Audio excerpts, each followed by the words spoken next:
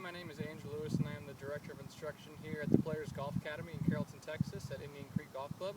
And today I would like to talk about the aiming point concept that is talked about in the golfing machine. I've seen a lot of videos on YouTube about the aiming point concept, and I've read about the aiming point concept in the impact zone along with the golfing machine book.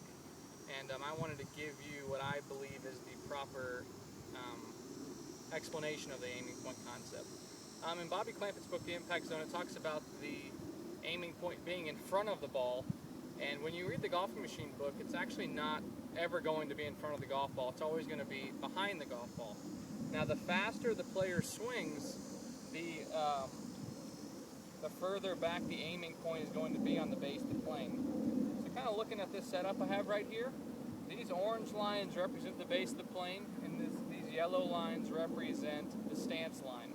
So as I set up right here, my shaft is on the base of the plane. It's pointing at the orange sticks.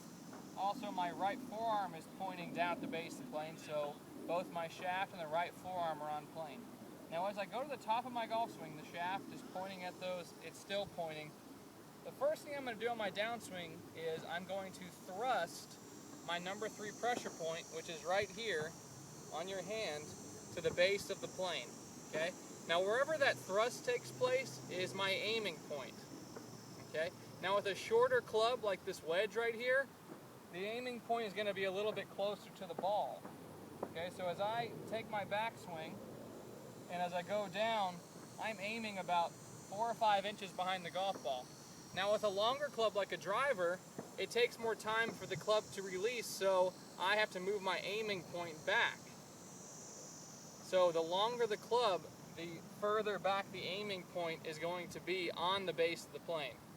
Okay, so I'm going to kind of go through a swing and show you what that looks like with this wedge. Okay, I'm set up, my forearms point at the base of the plane. Okay, as I go up, there. Now when I go down, this is where I was thrusting, right here. Where is my number 3 pressure point? Where is my right hand going on the downswing?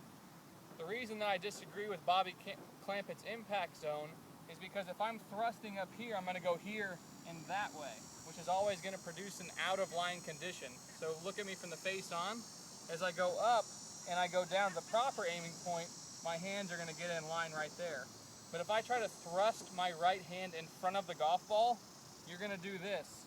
And you see a lot of people doing that in their practice swings, but no one ever gets there in real life, in real time, because it's such an out-of-line condition that the club head right here has so much centrifugal force that it's not ever going to do that. It's going to seek an in-line condition. So remember, in your golf swing, do not try to thrust in front of the golf ball. It's not going to happen. You need to thrust behind the golf ball, and that will help the club get an in-line condition. You're going to take bigger divots, ball first divots, and you're going to hit the ball a lot more solid and a lot more straight.